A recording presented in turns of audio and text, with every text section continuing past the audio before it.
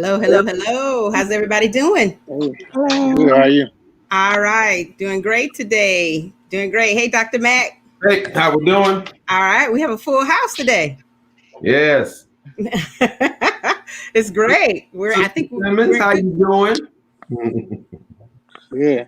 Yeah, yeah, we're in great company today. We have a great panel of guests, and of course, Dr. Mack and I are here with the COVID-19 updates. I believe this is week 24, so we're rolling right along, trying to make it happen every week. Yes. Fridays at 4 p.m.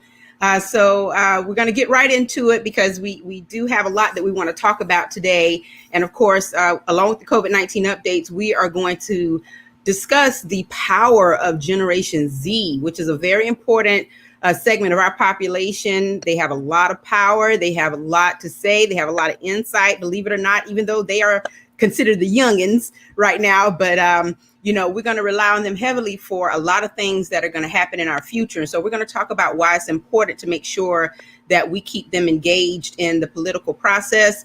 And more importantly, as we go through these next, I don't know how many days there are. I know it's less than 100 days before we actually have the November 3rd election to vote in a new administration. So at any rate, we're going to start with some introductions. So why don't we start with Brittany? Tell our viewing audience who you are. Hi, my name is Brittany Pitts-Gauss, and I'm sorry. I thought you were muted. It might just be a delay. Oh, I think it might be a delay. Mm-hmm. Hi, my name is Brittany Pitts-Gauss, and I live in Greenville, South Carolina. I'm a sociologist and an activist, and currently a full-time stay-at-home mom. So that's like my major job, but definitely very still active in the sociological field. Okay, awesome. Henry? I'm Henry Robinson. I'm from Conway, South Carolina. I am a criminal justice major at Limestone College in Gaffney, South Carolina. I'm the alternate state executive committeeman of the Horry County Democratic Party and third vice chair of Jamestown Precinct. That's a lot of title. That's awesome. Sounds like a really big job. I'm telling you. That's my man. Dr. Mack's a fan, obviously. That's awesome. Yeah. So I'm great. I'm glad that he's here for the conversation as well. And then Miss Ashley. Hi, my name is Ashley Simmons, a native of Conway. I work for 98.5 KISS FM here in Myrtle Beach as a radio personality, and I'm just happy to be here. Okay, awesome. All right. So yes, we have a wonderful panel of guests today, and we're going to get right into it. I just want to remind our viewers that if you have any questions or comments for our panelists, please feel free to drop information into any of the threads or any of the comment fields. And I will certainly moderate all those comments and questions, and we'll answer them as much as possible. Right before Dr. Mack gives us his COVID-19 updates, we're going to have Ashley to talk about a very special event that's happening next Saturday here in Conway. And so, Ashley, why don't you go ahead and get right into that? Alrighty, so next Saturday at 12 o'clock to 2, Friendship Missionary Baptist Church will be holding our first virtual registration drive, and we'll be having a celebrity DJ. DJ Skills will come in, be playing cookout music for you to come register to vote. Of course, we all know this is a very important election this year. Really, everyone should be voting, casting your vote. Everyone should. So right now you can visit the church and pick up voter registration packets. Also, we have cute buttons and hand sanitizer that we're giving out to everyone. So please click in on our Facebook page, Friendship Missionary Baptist Church, and come and join us next Saturday from 12 to 2. All right. So Ashley, why was it important for the church to get involved in this voter registration push for this election year? Well, I think, as we all know, this is a very important election, especially since we have so many like Generation Z. They need to go out and cast their vote for the church. This is something new that we're trying to do to get more into the community, reach out and just bring more people in and just have a good time. So that's what was really important for the church. Okay, awesome. And now I've had a lot of questions since we posted the flyer about the event. Everybody wants to know, what is cookout music as it relates to church? So You want to explain that? Okay, so when we know cookout music, we know you're gonna be, well, we won't be stepping in the name of love anymore. But Okay. the old school, just good, feel good music, the one where it just makes you feel good to have a good time. We still will include gospel music, of course, but it's gonna be very Christian, fun music. Just so very soulful, just a good time.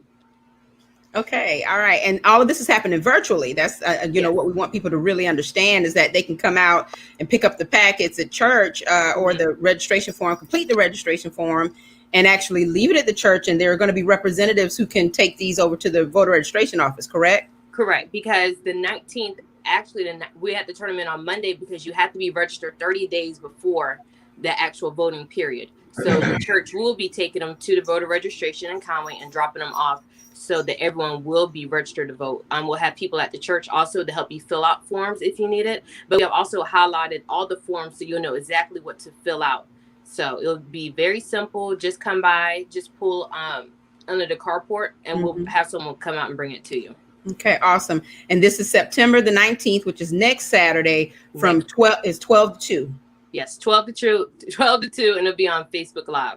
All right, awesome. Well, Ashley, we know that you have a very busy job as well, being an on-air personality. You have another interview you got to get to. So yes, I'm so sorry. I have to cut it short, but I have to go. I'm so sorry. Yeah, that's fine. But thank you so much for being here. And we really do appreciate it.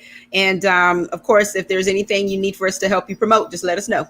Thank you so much. And thank you to everyone. And I'll be watching. So bye-bye. All right. Bye-bye. Okay, so I just wanted to show you the flyer real quick. Friendship Votes, Virtual Community Voter Registration Party, Saturday, September 19th from 12 to 2 p.m. Tune in to the Facebook Live. So you can go to Friendship's Facebook page, and DJ Skills will be playing some cookout music, as she described it. You can register to vote by picking up your packet, or you can also go online and register to vote.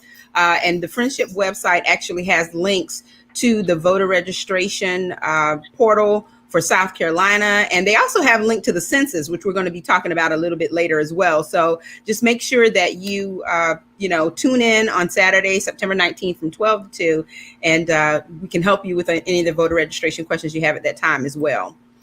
So, Dr. Mack, I know that, first of all, let me say, excellent. Let me say hello to some of our viewers. We have Ms. Dorothy Reeves tuning in with us today. Thank you very much. And then, of course, Dr. Mack, good to see your mom back on the good side. She's tuning in today. And so thank you so much for viewing with us today. I know that you have some COVID-19 updates for us. And typically we have charts and graphs, but today you're just going to kind of give us some good information. And I like your bow tie, by the way. It looks really good. Appreciate it. Yes. The collection is growing, I'm sure. Oh, yeah. Oh, yeah. Absolutely. Well, all right, Dr. Mack, take it away. Well, again, as we usually do, we start with these statistics. Starting off worldwide in the last 7 days, the number of cases of COVID-19 has gone from 26.7 million up to 28.5 million cases. The number of deaths have gone from around 876,000 to over 917,000. In the United States, over the last week, the number of cases have gone from 6.4 million up to 6.6 million. The number of deaths have gone from 191,000 to 196,000. South Carolina, the number of cases have gone from 121,000 up to over 126,000. The number of deaths in South Carolina have gone from roughly 2,800 to right under 3,000 deaths in South Carolina. Specifically, Horry County has still fourth in total cases, active cases, and in deaths county-wise in South Carolina. So that's fourth in total active and deaths, behind Charleston, Greenville, and Richland County. Horry County, the number of cases have gone from around a little over 9,300 to a little over 9,500. The number of deaths have gone from 178 to 181. The number of active cases in South Carolina has gone from 9,178 to a little over 9,300 active cases. Georgetown County, The number of cases have gone from a little over 1,700 to around 1,741. The deaths have gone from 37 to 39 in the last week. And the number of active cases in Georgetown County has gone from 1,664 to 1,700. Marion County, the number of cases have gone from 720 to 749. The number of deaths have gone from 17 to 18. And the active cases in Marion County has gone from 617 to 731. So what is that saying? What we know for sure, and we know this without a doubt, is that the amount of testing has decreased nationwide. Okay. An interesting thing has happened though this past week is that even though the number of cases are going, number of tests are going down, the number of cases have started taking a little trend upwards. So again, the actual numbers are going to be hard to really tell because again, when you don't have as much testing, it's almost comparing apples to oranges. In other words, there's not as many tests that's being done now compared to, let's say, a month ago. Just for an example, last week, Monday, Tuesday, and Wednesday, there were only 590,000 tests done in the country, as opposed to previous 3-day periods averaging around 900,000. So the numbers have dropped off substantially. And this is known. There are various reasons why that is, but the concern that physicians have is that we're concerned about knowing what the true numbers actually are. A couple of things that are happening. We just got off of Labor Day, so we know that those numbers are likely to be higher because of the Labor Day holiday. Will we know the actual numbers? It's hard to say, and probably not because less testing is being done. There does appear to be that there was a spike in cases in the Northwest. A lot appear to be related to the bike rally that they had in Sturgis in the Dakotas. We just got off of Labor Day, and schools are back in. So when those things happen, we know that the numbers are likely to go up. The biggest concern, though, is that in 6 weeks, 6 to 8 weeks, we're going to be dead in the cold, flu, and pneumonia season. So those people who have chronic conditions, diabetes, asthma, COPD, emphysema, you need to make sure that you're taking your medications. You need to make sure that you're following up with your physician, whether it's an in-person visit, whether it's a virtual visit. You need to make sure that you're following up with the physician so that way you can make sure that your medicines are up to date and make sure that you don't run out of your medicines. Okay. You're muted. That's it. You made the point about the fact that the number of cases is starting to take a run up, and yet right in those places where they're testing a little bit more. So there's certain metropolitan areas that are still that have ramped up their testing. Most places haven't, and I mean it's just the fact of the matter. I mean, we can look at it. Back 2 months ago, we were talking about community tests and tests being done 2 or 3 times a week. Mm-hmm. When's the last time you heard about a community test being done? I was thinking about that today, that I haven't heard much about community testing, and yet you said Horry County is still number 4. Number 4 in the state. In the state, for total tests, for total cases, active cases, and deaths. We're still 4th in the state, behind Charleston, Greenville, and Richland County. Mm. But again, those numbers can be somewhat misleading because we're not testing with the same frequency. Mm-hmm. And so there's some powers that be that felt like, let's just stop testing. That's almost like saying, if you don't test a pregnant woman, is she pregnant? Mm. They're getting pregnant, whether they get pregnancy test or not. Mm-hmm. And so the problem here is that we just, as physicians, we just don't want people to let their guard down. Right.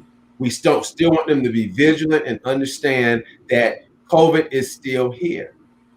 It's still here. Mm-hmm. Most of these pandemics, as I said earlier, have bimodal phases. In other words, there's 2 to 3 phases involved. Okay? And we haven't even gotten out of the first phase yet. And so The concern is that we've got, winter fast approaching. Those kind of lead to these episodes happening anyway. Right. There's talk about vaccines. There's this big push to see who's going to get, the vaccine. That's creating some questions about things too. And that could be a whole nother show for a whole nother day. Mm-hmm. But, again, it's just created a lot of concern about opening up the country too soon versus opening it up as it should be opened up. Mm-hmm. Mm-hmm. There are political implications here. There's financial implications here. There's educational implications here. And the concern is that there's too many politicians talking and too few physicians talking. Mm-hmm. There's too many people talking that don't know the difference between a virus or a bacteria. And so when that happens, again, I always say when healthcare becomes a political item, people get sick and die. Right. Right. So please, viewers, please make sure that you're vigilant about, protecting yourself, protecting your family. There's a lot of families that have multi-generational households. In other words, you have a grandkid, a parent, and a grandparent all living in the house. So a commonly asked question that I get from and I was asked that twice today, is by grandparents, is I want to see my grandkids, but their parents aren't practicing safe practices, what to do. And I'm like, well, you got to have that talk with them, because one person I talked to has diabetes, another person I talked to has emphysema. Mm-hmm. And those people can get sick real fast. So, again, chronic conditions need to be definitely taken care of. But the important thing is making sure that we're protecting each other, that we're wearing these masks. The mask should be worn over the mouth, over the mouth and the nose, not just one or the other. Please say that again, Dr. Mack. Yeah, the mask should be worn over the mouth and the nose, not one or the other. Okay, you can expel particles out of your nose just like you can expel particles out of your mouth. Mm-hmm. So, again, I think unfortunately there's a sense of laxity to this. There's a sense of, I know people getting what we call COVID weary. I mean, I imagine, physicians are getting this way too. I mean, you're kind of saying the same thing, and then, people that just aren't always practicing what they need to practice. And it's important. It's very important. Is there a concern that people may be a little leery about getting flu shots because of all the talk of the vaccine? And, there are a lot of conspiracy theorists out there who feel that there might be a possibility that getting your flu shot means you're also getting some sort of vaccine for COVID-19. Has there been any talk in the circles about whether or not that's even a major concern at this point? I don't think it's a concern. I think if it's anybody that's supposed to get a flu shot, they need to get a flu shot. If you're over 65, especially, if you got chronic conditions, especially, if you got a history of cancer, especially, get your flu shots, because soon it's going to be an issue to where, people are coming to the physician and the question is going to be, well, do I have the common cold? Do I have pneumonia? Do I have flu? Do I have COVID? Do I have allergies? Do I have pneumonia? And it's going to be tough. Mm-hmm. And again, unfortunately, some people are going to be misdiagnosed, and unfortunately, some people are going to pass away. And again, there's a direct death toll from COVID, and then there's an indirect death toll. I mean, like I was saying earlier, this time, in a lot of states, this time compared to last year, this time, you've had over 3,000 more people that died. Now, not all of it's related to COVID. Some of it's indirectly related, whether it be depression, anxiety, heart attacks, strokes, people not taking their medicine because they're afraid to go to the physician. So they're not taking their heart medicines. They're not taking their allergy medicines or asthma medicines. And unfortunately, even worse is with the mail being as messed up as it has been. A lot of people aren't getting their insulin and their asthma and COPD medicines like they're supposed to. Mm-hmm. A lot of people, the way that their insurance is set up, it's more cost effective for them to get their medicines through the mail. So with the mail not running like it should, a lot of folks aren't getting their medicines in timely manner. Mm-hmm. And those people that happens to, please call your physician to see if they've got samples, to see if they can get you a less expensive alternative. But people cannot play around with this because, it's serious. And, there's been over 600 healthcare workers that have died as a result of COVID-19 complications. Right. So, I want to be around. I got some more things I want to do, but it's unfortunate that people just are making this a political item when this is a health item. This is not political. Right. This is a health issue. Mm-hmm. It is a public health issue. Now, of course, in the past couple of days, we've heard about the unfortunate and untimely death of the teacher in Richland County, only 28 years old. Yeah. And supposedly had a COVID virus diagnosis, but died just a couple of days afterward. Right. Dr. Mack, how common is that, is it possible that she had symptoms or, was aware in some way, but just really didn't know she had COVID, or, how it's those types of accounts are a little bit unimaginable and kind of hard to digest, Well, the whole story about that is we don't know the whole story. Okay. So we don't know if she had any underlying health conditions that could have contributed to it, or if she was just one of these people that just had an overwhelming infection that just caused this to happen. But again, with that story, we just don't know. I don't know her whole medical history. So it was kind of hard to say if she had any underlying conditions. Was she a diabetic? Did she have any lung conditions? Again, COVID doesn't have an affinity for any age group, any ethnic group, any socioeconomic group, any financial group, and the thing about it is that unfortunately there will be more cases like this. Mm-hmm. That's just the unfortunate reality of it. Quite surprised we haven't heard more by now, to be honest with you. Mm-hmm. But it's going to happen, unfortunately. And again, I know the schools are doing the best they can do. I would imagine, I would hope so. But again, there's still a lot of concern about, schools, decisions to open schools, how you handle it. It's major. And, again, college athletics. I mean, football season started basically last weekend, actually. Mm-hmm. High schools will be starting soon. Most of these schools will have colleges will have a reduced attendance at the stadiums. I just saw today where I think Vanderbilt's first game, there'll be no fans. Most people are going to have about a fourth of the total capacity. So let's say at Coastal, for example, that probably be around 4,500, 4,000 people, plus the teams, the staff, and that kind of thing. Our football team went to Lawrence, Kansas today. We're playing the University of Kansas, and we had to test these football players 3 times this week. Mm. So, again, it's precautions that are trying to be taken. We've been as cautious as we can at Coastal. I've been as cautious as I can with doing this. But again, it's you just do the best you can do under the circumstances. Mm-hmm. All right.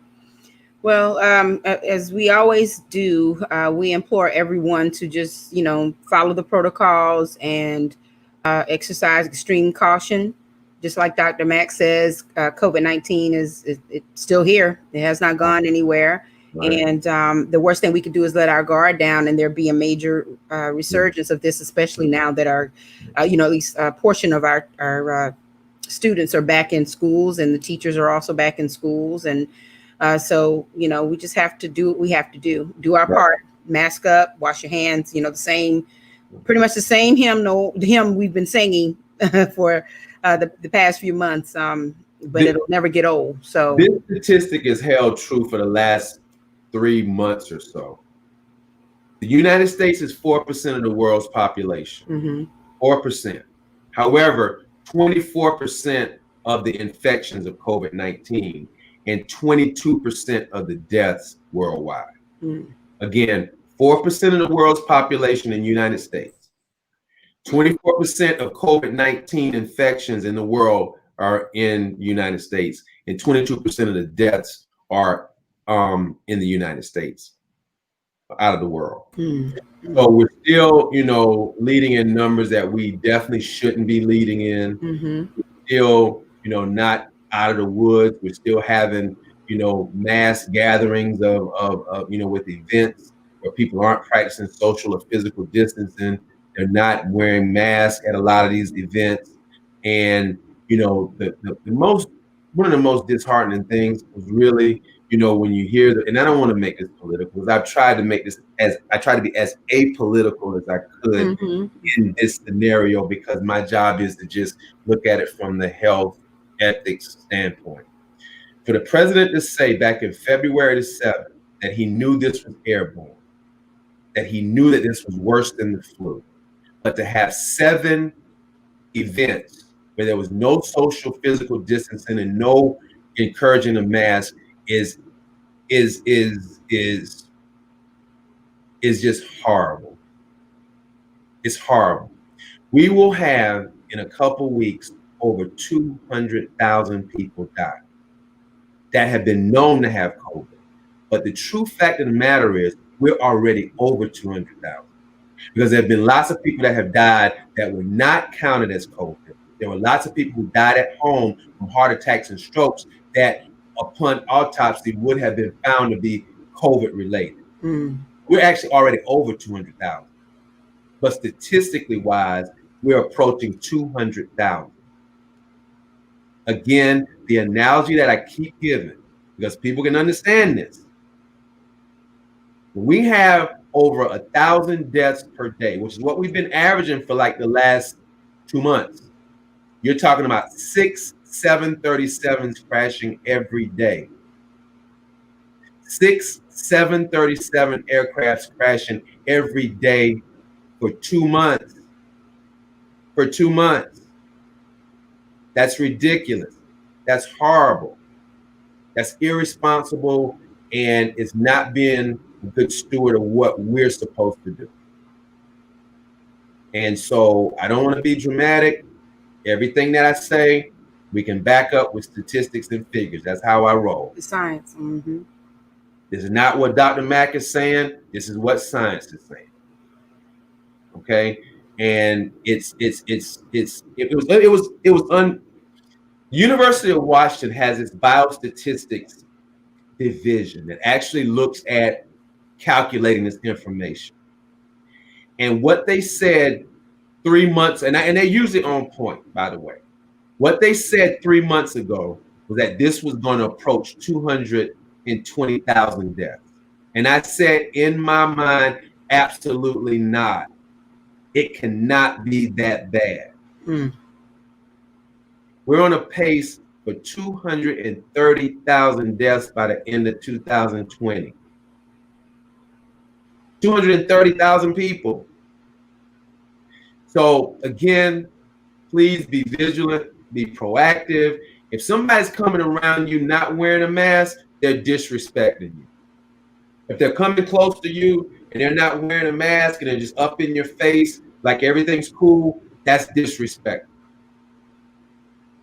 So unless you know where that person's been and that kind of thing, it's disrespect. My younger 2 daughters' best friends came and spent 2 weeks with us. But guess what? They had to quarantine for 2 weeks before they could come to my house. They're like daughters to me, but they had to quarantine at their house for 2 weeks. After that happened, they come to my house, they can stay as long as they want to, and they did. We call that putting it in a bubble. Okay? But contact tracing, the equation is closer than 6 feet for longer than 15 minutes. Mm-hmm. If you're around somebody and they're positive and you're closer than 6 feet for longer than 15 minutes, you've substantially raised your chances of getting positive, whether you have symptoms or not. 6 feet, 15 minutes. 6 feet, 15 minutes. Okay? This thing about if you come in contact with somebody who's positive, you don't need to get tested, that's garbage. Mm. If you're around anybody and they've been positive and you find out, you go get your butt tested, because That's right. you may not have a problem, but you may take it to your mama, your grandmama, or your auntie, and you might get them sick. Mm-hmm. Okay? So I say this with, sincerity. I say this with concern. I say this going into cold and flu and pneumonia season soon, that if we don't take care of this problem, it will continue to be a problem. Again, I've said this before. The virus is the constant. We are the variable. The virus is the constant. The virus isn't going anywhere until we do our part as the variable. If we change and we do what we need to do, the virus will go away. Mm-hmm. If we don't do what we're supposed to do, the constant will remain constant. That's in math terms. Right. So we need to make sure that we understand that. We need to make sure that we understand that people are still getting sick. And as a matter of fact, if you don't believe me, the hospitals are still adjusting how they're having people come in. Mm-hmm. The local hospitals, only one visitor can come in per day. Not one at a time, one per day. For a short period of hours, 10 to 6 for most hospitals. So that tells you there's still a problem, because the hospitals haven't gone back to normal. And a lot of doctors' offices are still following protocols. Yeah. I had an appointment the other day, and there was so much I had to do before I even walked through the door, sanitizing hands, walking through the door, Oh yeah. I mean, in my office, if you don't wear a mask, you're going to be escorted out. Yeah. I've had to do it already. Well, doc, you can't do that. Sure, I can. I own the building. Mm-hmm. I can do whatever I want to do. Mm-hmm. So, this is important. This is, life-threatening. And again, it may not affect you. It may affect your parent, your grandparent, your aunt, close family friend. So just be careful. Mm-hmm. Okay, that's the best I can say. The guidelines on ways to get this have been consistent now. And I'll say this too before I finish. I had a person tell me, well, I'm upset with this Dr. Fauci, because at first he said we didn't have to wear masks. Now he's saying everybody should wear masks. And I said, well, if science were that simple, it would be real easy. We do better when we know better. Supposed to. So this talking about, people saying this and then changing midstream, that's based off of science and fact. Mm-hmm. So it's not that he all of a sudden got some revelation. Science and facts dictated that masks should be worn. Science and facts dictated distance needed to be in play. Mm-hmm. So as we get more science, we get more information, we say more, we do more. So this stuff about people changing their opinions and stuff, science people, that's garbage. That's another excuse to not wear masks, to not do what you're supposed to do, to not be good stewards of your environment and good stewards in general. Mm-hmm. Okay, so I have to say that because I've had somebody say that to me more than 2 or 3 times, and of course I turned as red as I could possibly turn. And thank goodness I'm a deacon in my church, or I would have said a few things that I probably would have said years ago, of hearing that foolishness. Okay, it's clear, wear the mask. It's clear, social physical distance. That's not debatable. Mm-hmm. But at the rate we're going, we're looking at 220, 230,000 deaths. Unnecessary deaths. So, well, Dr. Mack, thank you for that, the update and the numbers. And if you have any questions or comments, Dr. Mack is going to still be here listening to the conversation, and he will definitely answer any questions that you have. And as you know, he always responds to comments as best he can. So please post your questions. If we have an answer to it, we will definitely respond. I know that there's a question on the thread about where uninsured people can get the flu shot. I'm not quite sure of that at this very moment, but we can certainly do some research and find out if there are any clinics that are offering a free flu shot. Usually you start hearing about that kind of stuff. I don't know if it's too early, if people are already able to get their flu shots or not. But they're getting them now. You may want to check with the local health department to see if they're doing it. Now what's happened is most of the flu shots are being given by the pharmacies. And so you may want to check and see what the pharmacies about the cost, the pricing, also the health department to see about them too. Okay. Yeah, absolutely. All right. So again, we have a couple of guests with us today, and I'm going to allow them to reintroduce themselves so that we can become more familiar with them. We have Ms. Brittany Pitts-Goss, and she is a sociologist activist out of Greenville, South Carolina. And then we also have Henry Robinson IV, and he has a very long title that's a mouthful, but just know that he's a homeboy. He's from Conway, South Carolina. And as you can see, y'all, little baby face, you can't tell these days how old people are. But Henry, how old are you? 19. I'll be 20 in October. He's legal, kind of, sort of. Definitely able to serve our country. He's old enough to vote, right? You're old enough to vote, not yet legal enough to buy any substances, and that's a good thing. No.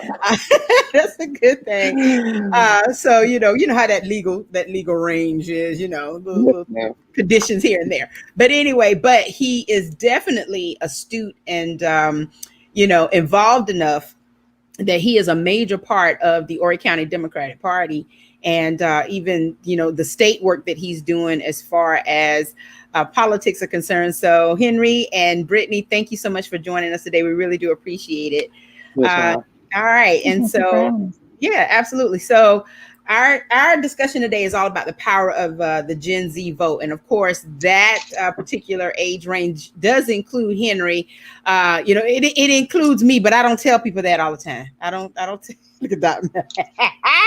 Don't you say anything. Don't say one word. Okay, that's right. There you go. Dr. Mack's actually a year older than me, but we just skirt the line. But there you go. But anyway, so but this is a very powerful generation. And at the turn of the century, all the talk was all about millennial. And yes, millennials still have a very strong hold on the issues, concerns, the I guess the wheel in society, but it's the Gen Zs who are really making a difference and who have the power to impact society in a way that we will probably never understand or might not even see in this lifetime.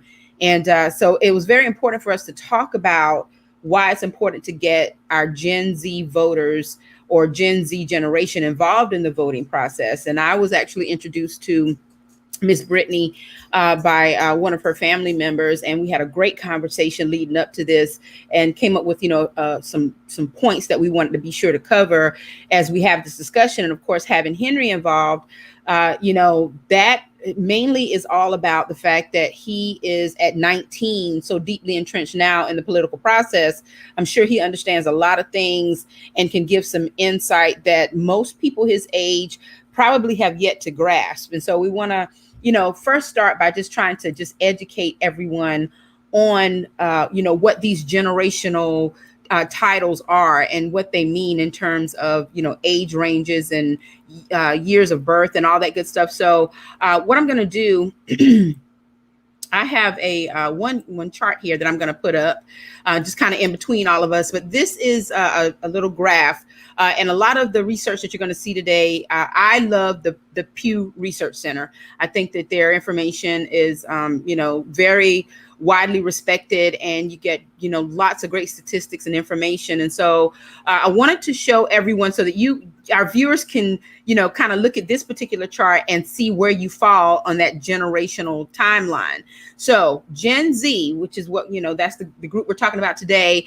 These are our individuals who were born after 1996. So between 1996 and 2012 would be our Gen Zs, okay? Then as we fall back a little bit, we have our millennials. And I say 2012, but I guess, because there's a new generation now after 2012. But when we fall back a little bit from Gen Z, we have our millennials who were born between 1981 and 1996. So in 2020, they are between the ages of 24 to 39. Okay. Then there's Generation X, born 1965 to 1980, the greatest generation of all time. Their age range is from 40 to 55. Okay. And yes. And so, if you fall within Generation X, then, thumbs up. If you fall in any of generational, gaps, but fall up. But anyway, baby boomers are born between 1946 or were born between 1946 and 1964. So as of 2020, you're falling between the age ranges of 56 to 74. And then we have our silent generation, which, of course, we still have a lot of what they call the silent generation around, who were born between 1928 and 1945. And in 2020, they're between the ages 75 to 92. So as you can see, we have such a wide generational spectrum here in the world, period. And when we think about how this all impacts voting, not just in this election, but in any election, what we know about these generational levels is that everyone comes to the polls with a different perspective on candidates, issues, things that affect our lives, different values, different beliefs. And, it's the reason why we have a lot of the, divisiveness in our country and in the world, because these beliefs don't always align. In those 4 generations, you're going to have differences. There's no doubt about that. But, now what we're seeing is that there's so much of a divide that we're finding that the gaps are getting wider in terms of ideologies. And it's really causing, the political spectrum to take on a much different kind of look from years past. And I don't think it's because it hasn't been there, meaning the divide. But I think that now people kind of have, they have the boldness now for whatever reason, and we won't go into that, but the boldness to be more open about their points of view, their beliefs, their positions on things. And they're not always about the greater good. Now, when it comes down to our Gen Zers, another thing that we know about Gen Zers, and I have a couple of charts I want to share so that we can just kind of share some information. My dog's getting a little crazy. But the Gen Zers, again, we know when they were born.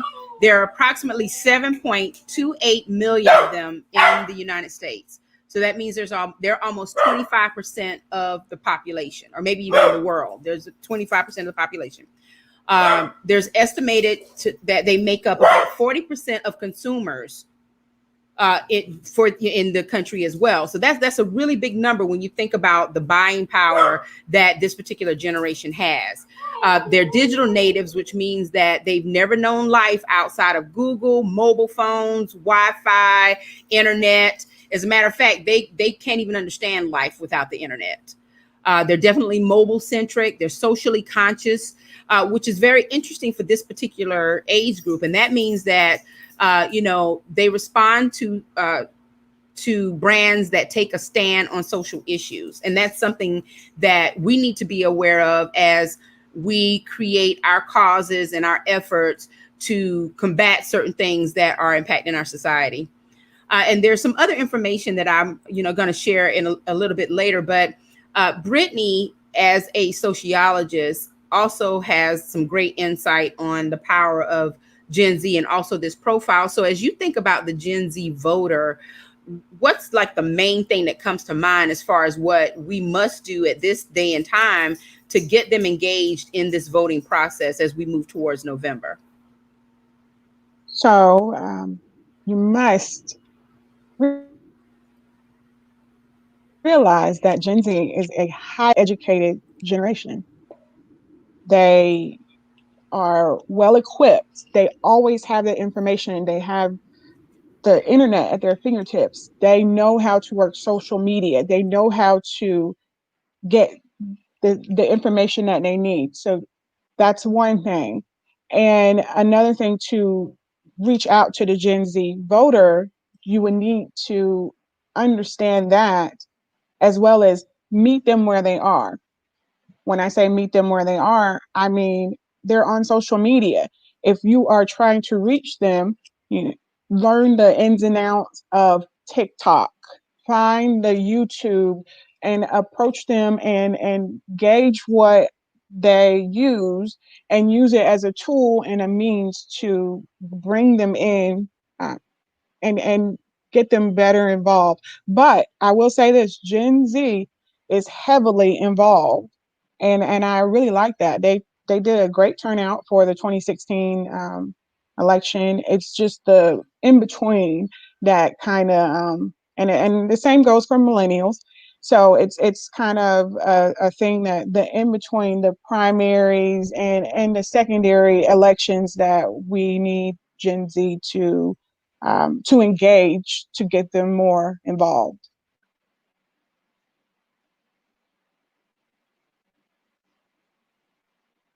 From the standpoint of you being a member of this particular group, why do you think it's, highly important that uh, we all understand what we need to do to make sure that you're engaged in this process? Um, uh, I see it as we want to have the same, like Ms. Goff said, we want to have the same opportunities, want to be involved and stuff. So the best way to attract them will be on TikTok, YouTube, and there's hit aspects on that. Because if you get them any other way, you're probably not going to get their attention. They're probably not going to pay attention.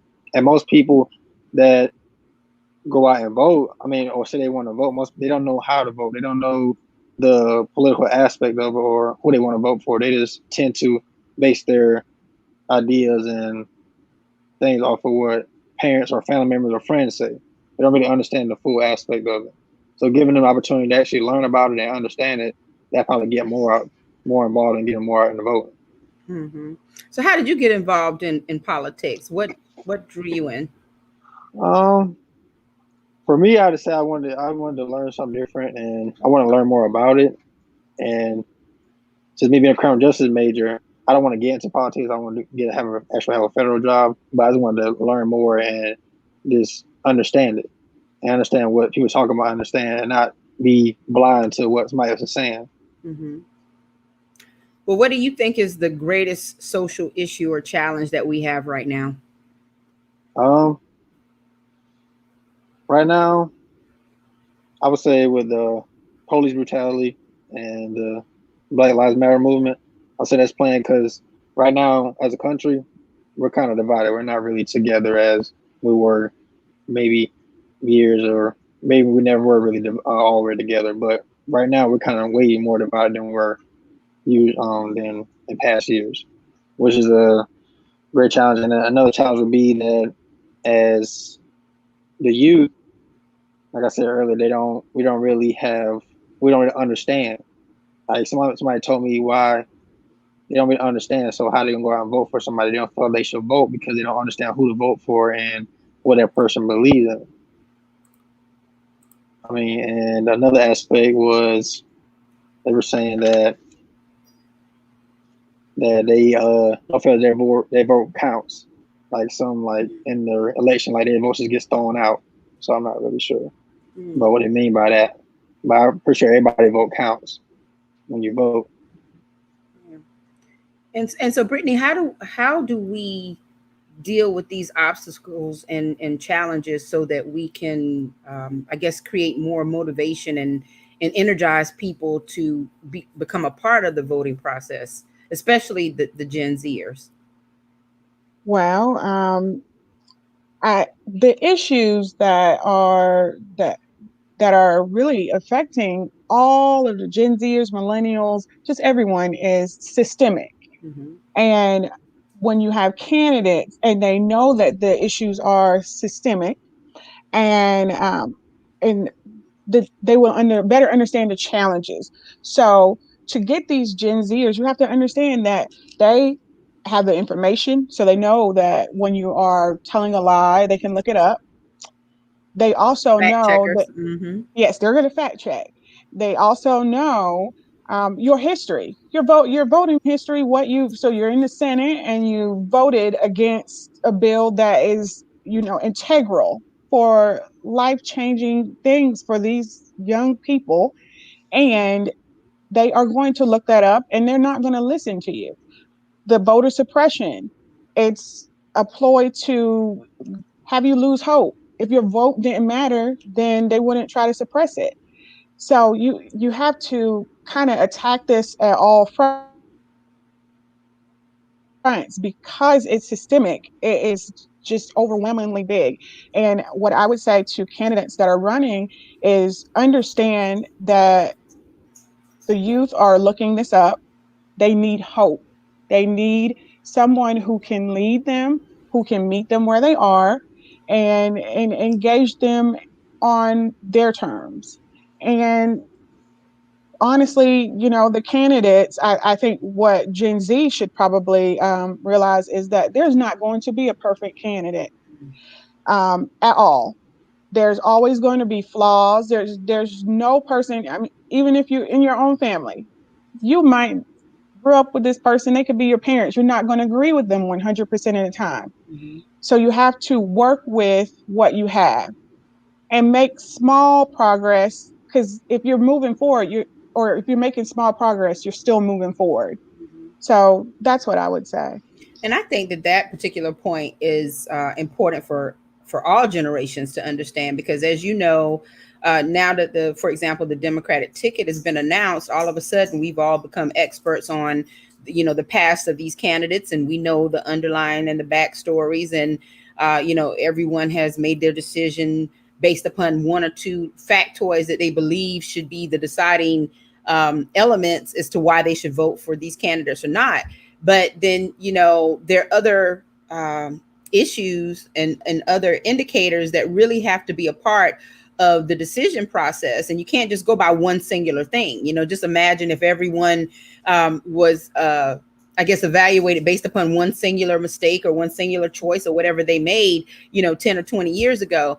And, I think that a lot of times when people think about, what people have done in the past, it really goes, it really becomes an issue of whether or not that particular candidate has shown progress towards becoming better and to, I guess, reestablishing their integrity and, to show that, yes, while they may have made some choices that aren't necessarily palatable or savory for some, their progress through the years has shown that they are equipped to handle it. Maybe they've learned from that mistake.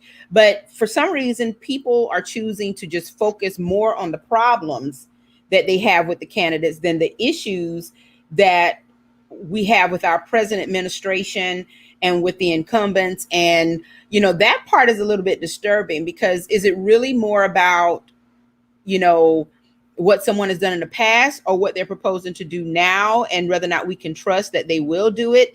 And we've had a lot of that in the past, and yet, nothing has really come to fruition the way it's supposed to your point about there being no perfect candidate. People forget that candidates who come in, they're inheriting a lot of issues and a lot of challenges that they have to deal with before they can even get to the agendas or the platforms that they position themselves on. So for a Gen Z voter, I think I can kind of understand why it would appear that, politicians are just making promises that they never keep. So it's harder for them to make a decision. And that's why it's important for them to be informed about, the candidates and the issues, and to even have a position on, on any of it. So, I know that the machine is driving the focus of people. And it's, the reason why a lot of people are swaying one way or the other, whether they have the facts or not. And, a lot of that is unfortunate. But what can we do in our communities to make sure that we're doing exactly what Henry was describing, which is to educate our Gen Z voters on what the facts are, and also on how they should approach dissecting all of this information to make, an informed decision? What can we do as people in the community, and who should be involved in that? Henry, who would you want? What organizations, community leaders, who would you look to for that kind of information? I would look to, most time in the community, most people that most kids look up to would be people that probably play sports in the area, their coaches, their teachers, they may, or stuff, things to that nature. They may look at a person. So allowing that person to be able to help them, or say a church member allowing to help them and get an understanding of it, or they really just want to be more involved. And I say Gen Z, I'm not gonna really, I wouldn't say really selfish, but to that point we're kind of really selfish because we only want to do things that's going to benefit us. We want something that's going to benefit us at the most. That's going to benefit us. If it ain't benefiting us, we're not going to pay it no attention. That's pretty interesting. What you think about that, Brittany? I don't know. Millennials are like that too, right? I would say so. You have your pockets there that are, for the better, greater good. But honestly, I would say millennials and Gen Z are very similar in that way. If you're not getting instant gratification or direct, benefits, what's in it for me, then why should I go out and vote? Why should I take the time? It doesn't matter. And so I'm right there with you, Henry. I think that we definitely need to figure out a different way of approaching that, gauging that with the millennials and Gen Z. Mm-hmm. One of the points that Brittany and I talked about prior to the show is the fact that people are trying to deal with the problems that they have with candidates now, and it's really too late for that. Go ahead. I'd like to say something on that. Because there are a lot of young folks, and I say young, I'm talking about under the age of 40 now, who may have been showing an affinity to one candidate who didn't get the nomination, and sometimes have gotten a little bit discouraged with the fact that their person that they like didn't get it. And as Ms. Brittany said earlier, and this is things that I've said to my kids, is that we're not looking for the perfect candidate, we're looking for the best candidate. Okay, and there needs to be a distinction there, because if you're looking for perfection in a candidate, you're not going to find it. Every candidate at some point in time has probably made a vote or a decision or a statement that they now wish can be erased from the history of time. May have done something that they may have wished that would have been erased from the history of time. But it's not about the perfect candidate. It's about the best candidate for the issues at hand. And that's one thing that I think, just kind of talking to folks who, may not have lived quite as long as me. And I'm a young fella, Henry. I'm young. And so who may not have lived quite as long, but to understand that point is that we're not looking for perfection. We're looking for improvement. We're looking for better than what we currently have. And that's one thing I think that needs to be constantly, and not just for young folks, but I've heard some older folks say the same thing, about, well, I'm not, because so-and-so did this and so-and-so did that. Kamala Harris did this. Kamala Harris did her job. Her job was a prosecutor. That was her job. Okay?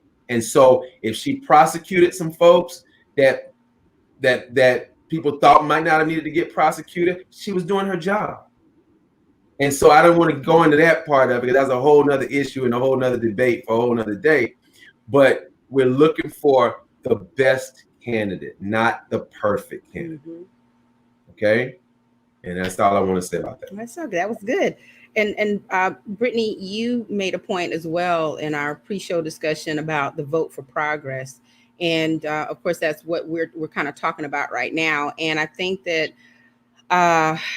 you know, that's what we need at this time. You know, we need progress, and we definitely need a shift beyond what we have going on right now. And you know, I think that with the voting power that the older age group within that that Gen Z spectrum that they have, you know, it could very well create that shift that we need. But we've got to be really careful with it, because truth of the matter is, uh, even though we have the ticket that we have, for a lot of people, the two candidates who are on the ticket are not the candidates that were candidates of choice. And so now we have to shift their mindsets or shift their perspectives on things. And I think that's a major part of why we need to have this discussion today and other discussions throughout our community about now how to approach the vote and to make sure we are exercising our right to vote, and we're actively doing it and not staying at home and not voting, or voting for a candidate on another ticket or under another platform, you know, simply because what we have on the Democratic ticket is not what we want, you know. And you know, this conversation, as I explained to our panelists, it's an open platform. Okay, we have it open on several pages. As a matter of fact, I want to acknowledge the Emmanuel Nye Memorial Foundation for being a destination for our live streams each week. And we'd like to thank you for partnering with us, and for even, you know, seeing our platform as being worthy of your destination. So, but, you know, there are a lot of people who are watching this. So this isn't real. It isn't just a Democratic talk. This is a talk about how to approach the election process and what we really need to think about as a people, because that's what we've gotten away from. We've gotten away from thinking about, you know, the greater good.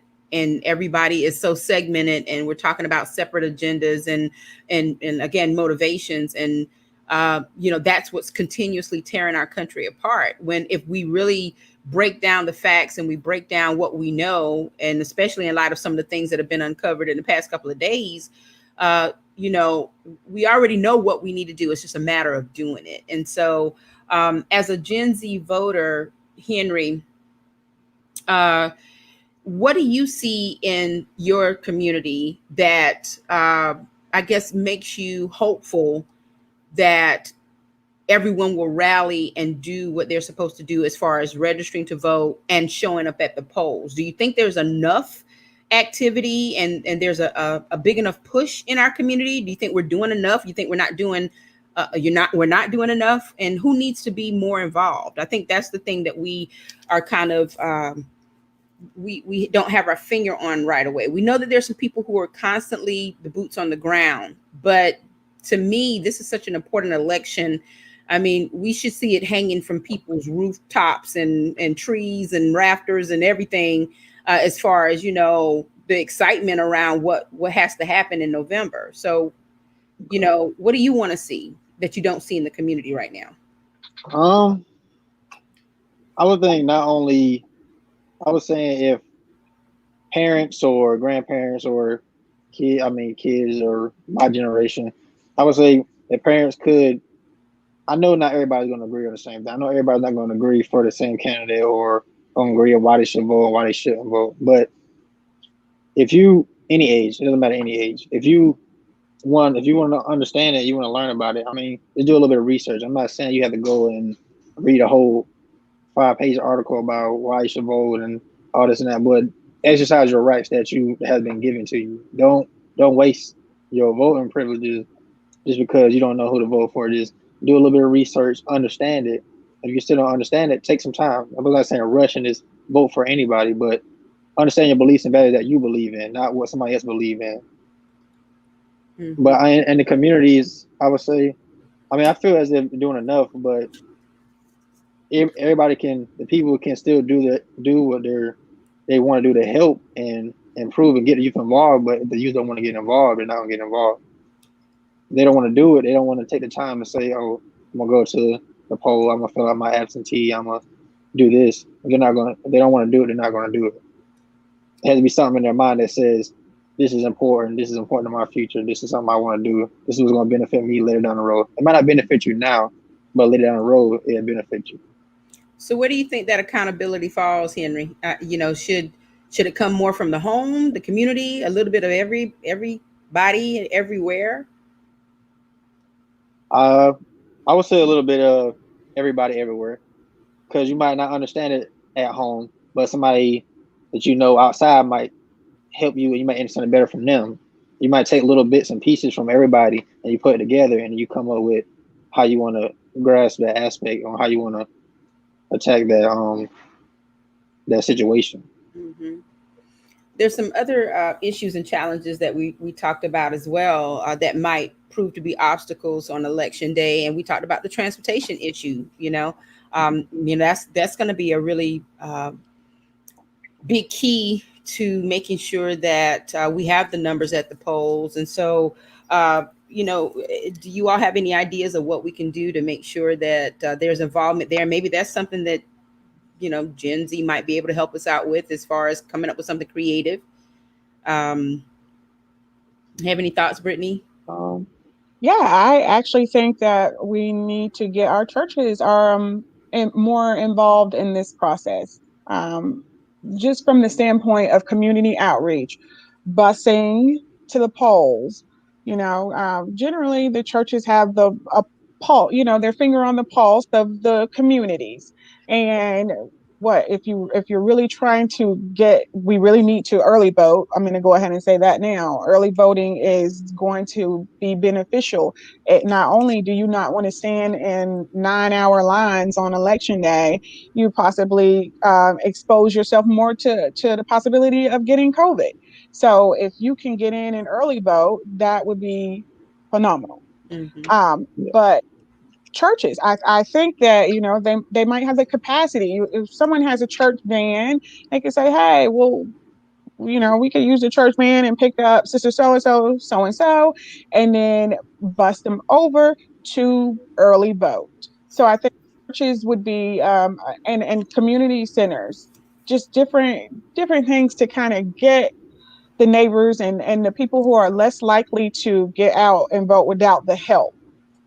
So I think that's what I would suggest. Dr. Mack, just from the standpoint of what we've been talking about with COVID, what do people need to be cognizant of if they are considering providing transportation or creating some kind of, transportation pools for the elections? Right. I mean, still wearing the mask. If you're doing that, making sure you got hand sanitizer, making sure that you're still practicing as much social distancing as you can with that. It's going to be very important because, again, there may be some long waits at some of these places. Mm-hmm. I mean, oftentimes politics is turned politricks. And so, there's going to be all kinds of things that are going to be tried to try to discourage people from voting. And again, being diligent, being adamant about exercising that right. One thing too about the elections that's coming up is, we kind of focus a lot on the presidential race, but there's some very important local and state races and seats that'll be up for grabs, where there are some people that just need to go.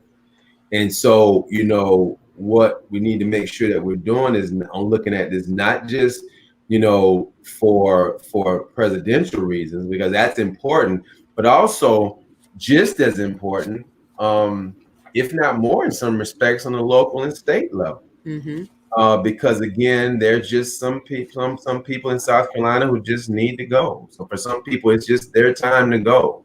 And so we need to look at that, definitely taking it seriously, being adamant about it. One other thing I want to say too, though, along those lines about social responsibilities, is making sure that everybody fills out their stuff for the census. Yes. Now, each person in a household is responsible for about $3,000 per person. Okay. Now, if you're not filling out the census, that's money, that's resources, that's things for your particular area that won't be obtained. And so again, that's important as well as filling out this information on the census. So I do want to say that as well. But this is very important. This may be one of the most important elections in my 51 years of being on Earth. Mm-hmm. And so there's just some changes that just have to be made. There's just some people that are just not good stewards of what's supposed to be done. And there's some people that just need to go. Can't say that loud enough, even for the people in the back. Yeah. And we can't make it happen if we don't unify. There's strength in unity. And so some of the comments that are coming in on the thread, Henry, first of all, everybody's proud of you. Ms. Dolores, so proud of Henry. And definitely, definitely proud of you, mainly because of your youthfulness. I mean, at 19, and remind everybody of what your actual role is again. I'm alternate state executive committee man of the Orange County Democratic Party and third vice chair of the Jamestown precinct. And what does that mean? What's your role? On the state EC team, we have four. There's four of us, a male and a female, and then we have we have executive members, and we have two alternate, it's male and female. And then my job is to get promotions out for the people that's in the party, like that's going for candidates and stuff, and just the budgets and all the stuff like that, making sure. And some people may think I got a smaller role, but I'm still involved in every meeting and things. And I only vote on state local things. It's something else, but that's the title. But it's only four of us. It's the alternate and it's executive. Well, that's a huge job for a 19-year-old who's trying to navigate college. Yeah. And you're trying to come of your own. And you say you're not, politically inclined, but I beg to differ. Yeah. We might be looking at one of the future presidents of the United States sitting right here. So Kurt Walker out of Charleston, excellent points on a person growing and gaining with maturity. Thank you so much, Kurt, for tuning in. We really do appreciate it. And then, of course, Dr. Mack, your mom, she's watching, resting, hopefully. She says, Brittany, thank you for clarifying and looking at Gen Z with a better understanding and a different perspective of who they really are. I always try to support their efforts, but now can better dialogue and support. And I think this is, really, it's good to hear from, Henry as a representative of not only just his role, but Gen Z, so that we can best understand what we need to do. And a lot of us have to come up. We pretty much have to step our game up as far as how to relate to the generations. And some of us are fearful of, technology and, being introduced to the digital age, but we will certainly get left behind if we don't. And when it comes down to all of the processes that we're dealing with now that everyone has kind of moved into a virtual environment, we really have no choice. And you never know what this voting process will evolve into in the future, considering everything that we have going on now with, issues like COVID. So it's great that, we've started this dialogue. This shouldn't be the only conversation that we're having about this. Priscilla Fuller, thank you so much for joining us. She says, maybe this is a teachable moment when we look at candidates and what they may have said or written in the past. We all need to check ourselves about what we say and post. Thank you, guests, for your perspectives to give insight. And that is true. And I mean, it does cross party lines when it comes down to that. But again, it's all about progress. So after you've said what you've said, what action follows that? And if the actions are lining up with the things that you said that are, like I said, less than acceptable, and you're not learning from what you're doing, and you're not trying to change, then we know that that's pretty much probably just ingrained in who you are, and that's not progress. And so everybody has to make their decisions based upon their values, just like Henry said, and the information is given. So Gary Lee, thank you again, Gary, for supporting the network live, and also for being a part of our viewers every week. But he has posted, and this is pretty long, I don't know if it's going to show on the screen, that on September 2nd, South Carolina Senate voted to adopt H 5305, which now allows all registered South Carolina voters to cast an absentee ballot in the upcoming general election. Absentee ballots will be mailed to voters on October 3rd, which is 30 days prior to the November general election. Due to concerns surrounding the timeliness of the mail system, the timeline in which absentee ballot requests must be received back into the county election offices has also been changed. And there are some major concerns around what's going on with the mail. I mean, the mail has been horrible. I'm going to go ahead and put it out there. It's been absolutely ridiculous in the past couple of weeks. And so I don't know that I even trust to mail in, the ballot. Brittany, what are your thoughts on what we need to do with those ballots? Well, I know that you can. So for those who still want to do the absentee ballot, you can designate someone to take the ballot into the office for you. So you are able to do that. And it would definitely be a great help if someone in the community could maybe volunteer to go and get all of their maybe elderly or disabled or people who cannot make it to early voting or to the polls to go get those absentee ballots and be the person that is designated to turn them in and actually take them in, So, are these ballots sealed? They are sealed, right? Yeah. Yes. Okay. Yeah, go ahead, Henry. I just want to make sure, Ms. Goss touched base on it. You can't have somebody turn in for you, but if you got it, you have to have a witness, somebody witness to sign it and the sign it so you can drop it off for you. So somebody witness you sign it, and then they can take it back for you. And I have other dates and stuff that somebody might want to know about with where they can vote at and stuff. I know a lot of places have different precincts and stuff where they can have to go vote at, and districts where they have to go at whatever, depending on where they stay at. I know in person absentee voting starts 28th of this month, Monday through Friday, 8 to 5 p.m.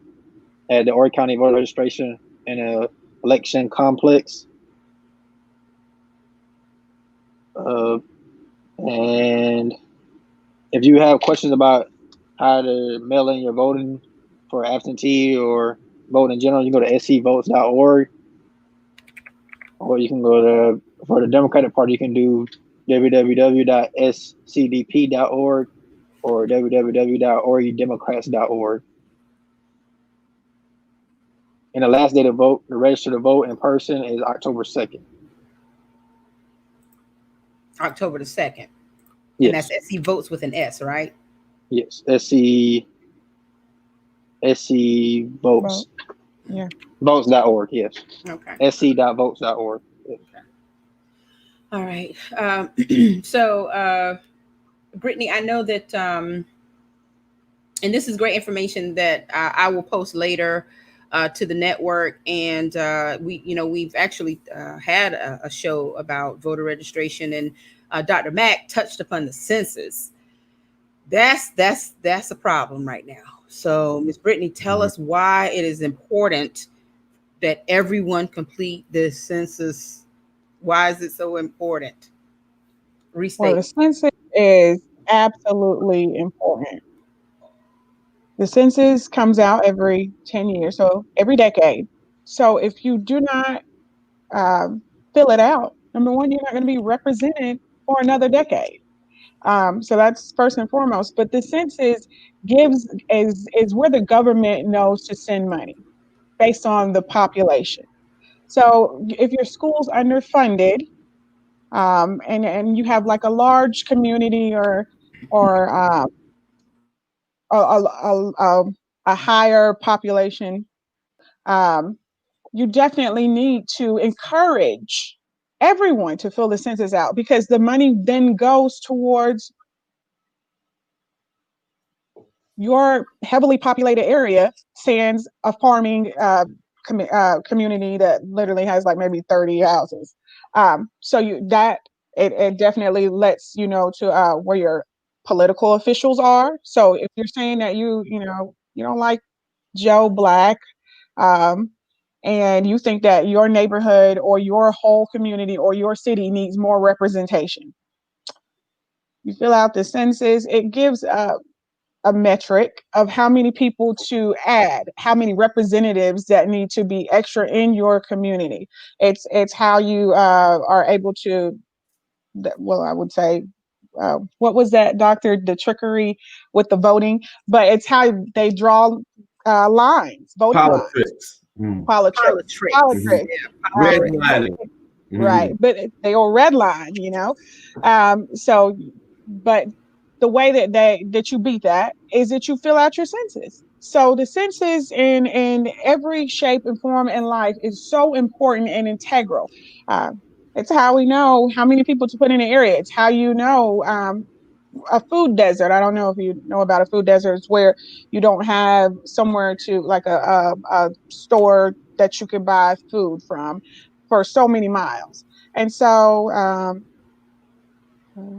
oh, sorry. And so, it's just highly necessary. Fill it out. It's Mm-hmm. down there on the bottom of the screen. Fill it out. It's 5 minutes off your time, and it really is. It counts you for 10 years. If you don't fill it, count it for 10 years. Mm-hmm. Yep, absolutely. Yes, Henry. Mm-hmm. Uh, and use it at the bottom, but if you don't want to fill out today, make sure you fill out before September 30th to be counted. Yeah. And that their deadline was moved, if I'm not I mistaken. was going to say, I think they just ruled that they aren't allowed to do the September 30th deadline. Yeah, because it was later than that, and Okay. somebody moved it. Mm-hmm. Mm-hmm. Probably. Yes. Yeah. Mm-hmm. So, Politics. politics, politics. Exactly. Exactly. All right. Well, before we exit the show, I want to go back over the comments and see if there are any other questions. Gary just posted a comment: 1.5 plus trillion dollars allocated based on the census information. It would be a shame if already underrepresented, underserved communities did not get their share of the 1.5 trillion dollars that is a part of the budget that's probably that's more than likely attached to the census. And so that's another thing we have to make sure that we're imploring people to do in our communities: make sure they're registered to vote, make sure they complete the census, and then make sure they get out and vote on November the 3rd. It's not enough to just register. You're not done at that point. So we'll do everything we can in our communities to push that effort. And if there's anyone who's watching who has any ideas about how we can create either like a transportation pool or of some sort, any churches or organizations that are willing to participate, please be in touch with us. You can be in touch with me on the network or either through the Whittemore Community Magazine. And we'll certainly, get that information out to the appropriate people or try to coordinate some type of effort if there's anyone who wants to volunteer to do that. Of course, we talked about the voter registration drive that's happening at Friendship next Saturday. And I know that there are other churches and organizations that are doing voter registration drives. And I ask that you send that information to me so that I can get it out to everyone. It shouldn't be a secret. It's not about a competition. Get the information to us so we can share it with the community. Okay. That's another thing. And then, just as far as other things that we know we need to do in this community to support one another, if you have ideas, there's usually a way to get that information out. And this is why we try to bring these broadcasts to you so that you're meeting people and understanding who is available in our communities. And, even though Brittany is an honorary member of Horry County because she's from Greenville, Brother Henry, of course, is a homeboy. That's your boy, right, Brother Dr. Mack? My man.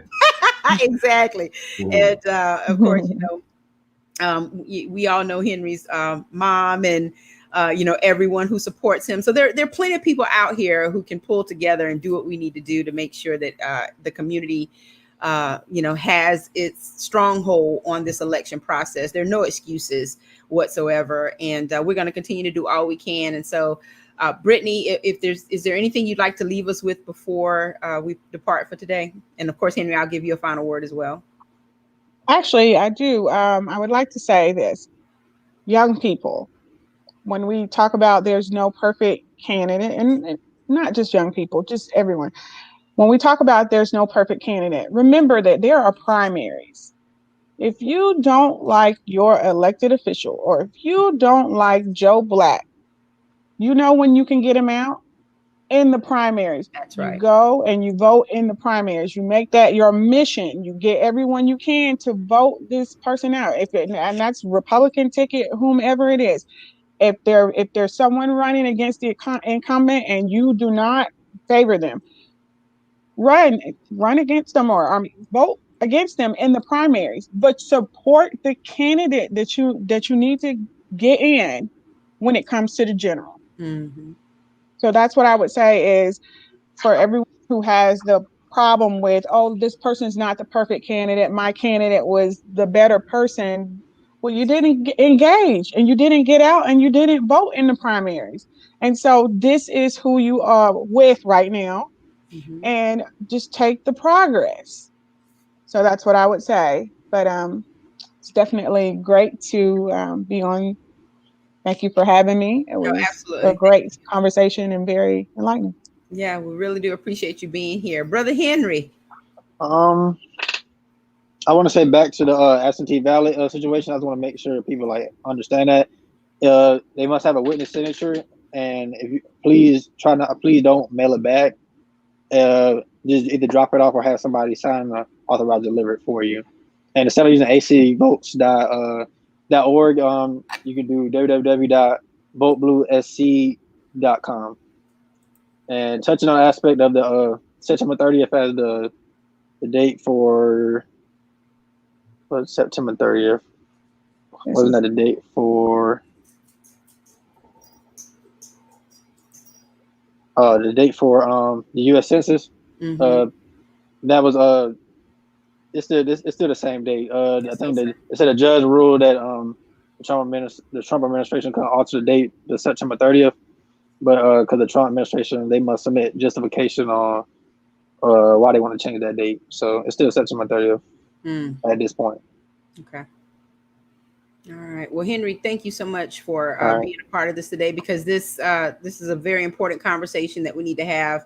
And the work that you're doing, again, as a 19-year-old, getting involved in the political process now is going to be so important later. And, you know, we wish you all the luck and blessings in the world while you're at Limestone. Do your thing. Represent. Yes, I appreciate it. Thank you for having me. I appreciate being involved. Absolutely. I like being involved. Thank you. Yeah, absolutely. All right, Dr. Mack, you have anything you want to say? Well, a couple of things. It was great meeting Miss Brittany and hearing everything she had to say. Thank you very much. Oh, you as well. Thank you. Number two, I've known Mr. PJ Henry for a long time, watching him grow up from a young man until now, from a young boy to a young man. I know his parents are proud of him. I always ask about him whenever I see them, and they're very proud, and I'm proud of you too. And just both of you all just keep doing what you're doing. As far as, you know, me, I always try to end on a positive note as much as I can. Worldwide, there have been over 20 million people recover from COVID-19. In the United States, there have been close to 4 million that have recovered from COVID. In South Carolina, there have been almost 52,000 people that have recovered from COVID-19. So people are getting better. We still got a ways to go to continue to see those numbers do better. There's still a lot of active cases going on, but still, people, please be good stewards of your community and your environment. And I want to give one shout out to Ashley Smith and Conway Sports and Fitness Center. They dropped by and gave me a mask. Yes. And, you know, PJ, we representing the green and gold here, right? I know you was wearing that other color, but we still talking about green and gold around here. So it's the City of Conway Sports and Fitness Center. So they've got their mask out, and so awesome. I will wear this from time to time proudly. But again, I like to thank them, and I'd like to say that I'm really just, you know, proud of everything that the young folks are doing, trying to get involved and engaged in this, and just keep doing what you're doing. Absolutely. Well, we'd like to thank all of our viewers today for tuning in and hanging out with us for an hour and a half or so. We really do appreciate it. We try to, you know, be reasonable with the time, but once we get to talking and if the conversation is good, you know, we have to do what we have to do. But, you know, you could have been anywhere on a Friday, but you chose to be here with us, and we do appreciate it. Thank you so much, Edward McQueen, for your comments, and also Cedric Blaine Spain. He just commented, and of course, he has to lift you up, Henry. And that's great. You're getting that encouragement and that mentorship so that you can keep doing what you're doing. And we do appreciate you tuning in as well. And also thank you, Cedric, for helping me to connect with Henry. I really do appreciate that. So, and Gary Lee, great panel, great conversation. Thank you so much, Gary. We really do appreciate you today as well. So again, you know, Dr. Mack and I will be back next Friday, 4 o'clock.